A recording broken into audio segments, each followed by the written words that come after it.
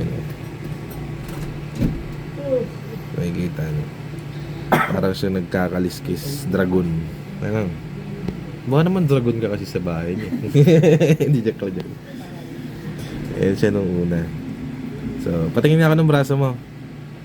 Ito na lang. Makinis na. Peklat na lang. Puro peklat. Ang ginawa ko kasi dito, halo itong spiritual sa kapandoktor. Pero ang sabi ko sa kanila, magpa-doktor ka pa rin kasi sure akong meron. Pero nung una, wala ma-diagnose. Hindi po. O puro derma ka lang kasi. Puro derma lang. Yun kasi ang mali. Pag kayo nagkasakit sa balat, di ba biling ko sa'yo? Magpa-internal medicine muna.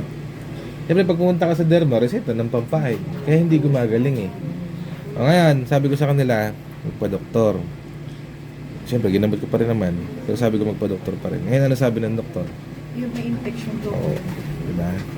Sabi ko kasi sa kanya, meron kang problema internally.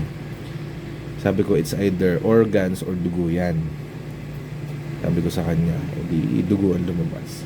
Makaresetahan ka na. Opo, tapos na po yun. Konti pa, pwede mo na siyang gamitan ng pang-teklat para bumalik na yung ano mo. Pero double check ko muna kung may sana. 21 days na ba? Opo. Gusto lang, parang last week lang tayo nagkita-kita. Ako nagpunta dito. Parang last week lang sa pangaramdam.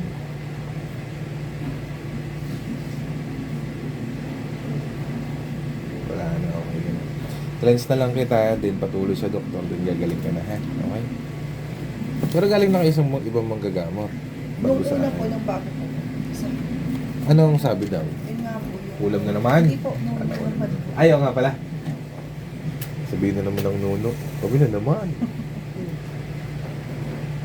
Pero hindi ka naman gumaling doon. Hindi. Parang lalo nga po siyang nag-trigger kasi doon nagputukan yung ano kasi dati biglig-biglig lang siya. Nung pagkagamot mo, parang naging bulkan-bulkan na. Ano? Nagputukan na siya. Kasi mali kasi ang diagnose.